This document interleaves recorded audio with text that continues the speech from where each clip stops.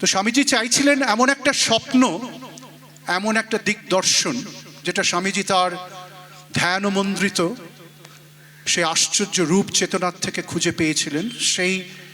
সেই ইঙ্গিত তার গুরুদেব অবতার বরিষ্ঠায় ভগবান শ্রী রামকৃষ্ণ দিয়ে গেছিলেন, যে কে স্বামী বিবেকানন্দ। তো সেইখান থেকেই শুরু করব।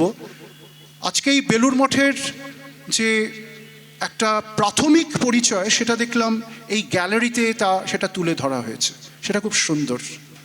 অর্থাৎ এখানে যেটা বলা হচ্ছে তার একটা ইনস্টলেশন ওখানে হয়ে আছে, ওখানে যেটা বলা হচ্ছে তার একটা ইনস্টলেশন আমরা এখানে হয়ে আছে।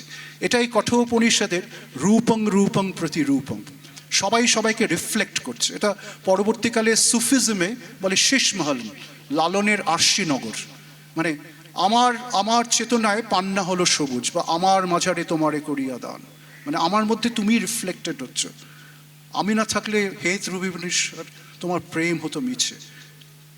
মন্দিরের মধ্যে যিনি আছেন তিনি অপেক্ষা করে আছেন শত সহস্র ভক্তরা কবে আসবেন, শত সহস্ররা ভক্তরা অপেক্ষা করে আছেন মন্দিরের মধ্যে যিনি আছেন তার স্বরূপ কবে আমরা খুঁজে পাবো, জানতে পারবো।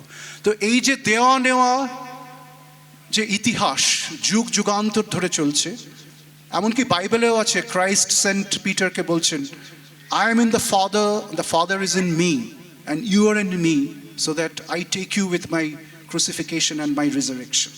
মানে আমার সাথেই তোমাদের সেই অতিমৃত্যু, আমার সাথেই তোমাদের সেই মহাজাগরণ, দ্য রিজারেকশন।